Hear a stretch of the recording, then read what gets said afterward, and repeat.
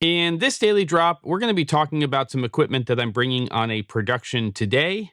So let's go.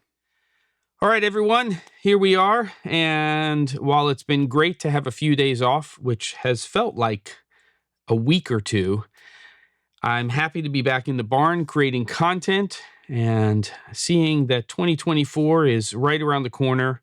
But today I am heading out right after I do a small VO session with my daughter, which is why the Rode NT1 is here, to film and record a little performance that some of my friends' daughter is doing. And she is an exceptional singer. She has perfect pitch, and I've seen her perform a number of times. So I am very glad to help them out with this. But when you're doing projects that are like this, the first thing is to treat it like any other project and to start asking questions. And for me, the first question was, what equipment do they have? And can I plug into their board, their mixing board or console? And generally what you want to do is, if you want to get good quality audio when you're going to a musical performance, is somehow get into that console and get a recording from that, because what you'll usually get out of that is a lot better than just recording the ambient space that you're in. Now, this is going to be in a church. That's where the event is. It's, I don't believe, church related. This is just the space that they're doing it in.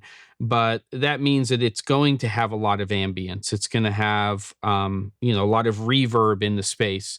So again, getting into that board where you're kind of getting the recording of the mics is very important. Now, when I contacted the person who's handling some of the equipment for the event, they sent me a link to the actual mixing console.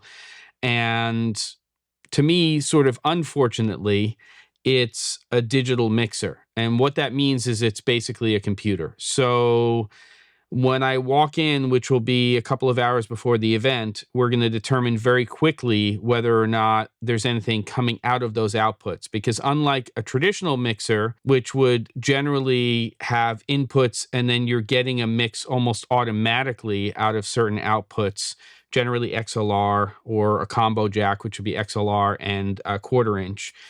With a digital mixer, you can basically program it so that those outputs, and there's many of them, can be whatever you want. So I don't know what I'm going to walk into, and I have to treat it like a real job, meaning that if I walk in there and I plug an XLR cable into there and plug that into my MixPre 6.2, which I'm bringing with me, I'm going to run it off of battery power, and there's levels and we can see some sort of output there, then we can make some minor adjustments, but only on the MixPre 6.2, and then I should be able to get a pretty clean recording. If it's not a big production that you're a part of, then I have to basically understand that with a digital mixer, if I'm not getting a signal out, I'm going to leave it alone. I'm not going to mess with anything. I'm not going to ask them to reprogram it, do anything like that.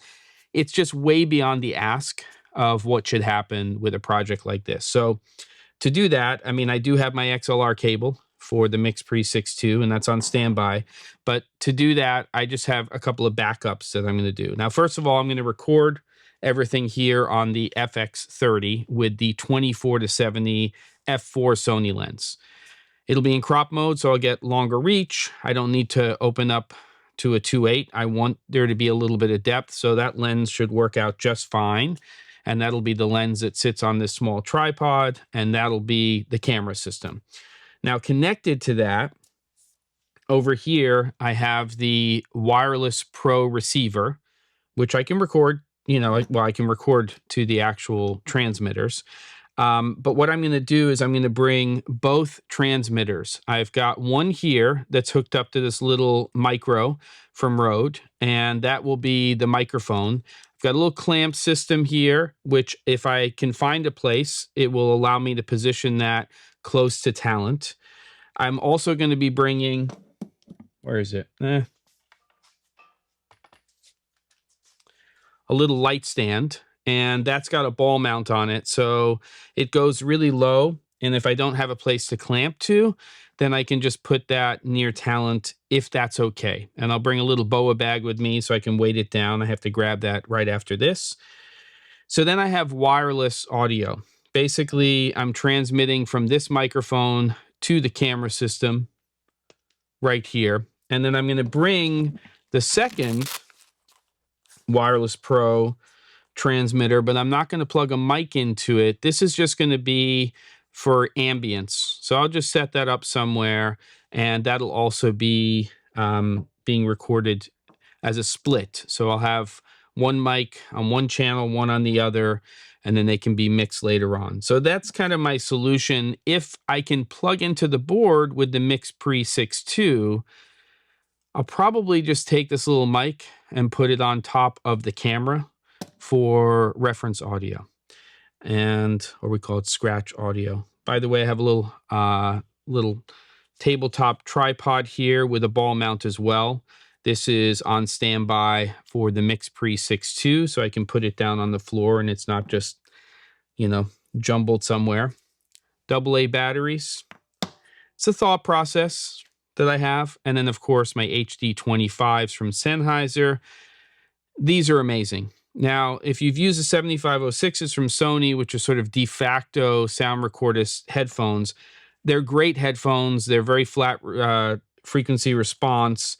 The problem is that when you put them on, you still hear a lot of the outside world. These headphones, in a modified version, because they've been around for a long time, like the 7506s, were actually used by British Airways on Concorde. Even though they're not noise canceling, they take a lot of the ambient noise away from the environment. So for somebody like me, who's not a sound recordist, it's great because I can really hone in on whether or not I'm hearing a problem with what the microphones are picking up or what's actually in the ambient space, meaning I can hear what the microphones are picking up. And then, of course, in the 80s, DJs. What are you going to do? Batteries, camera, lenses, oh my. Audio is going to be the big challenge today, but I'm going to get there again well before the actual event. We're going to figure out a game plan. We will get some good stuff in terms of footage, and we will get at least good quality sound. But if we can get into that board, we'll get even better audio for the event. There you go. Don't forget to. And I'll see you on the next episode of The Daily Drop.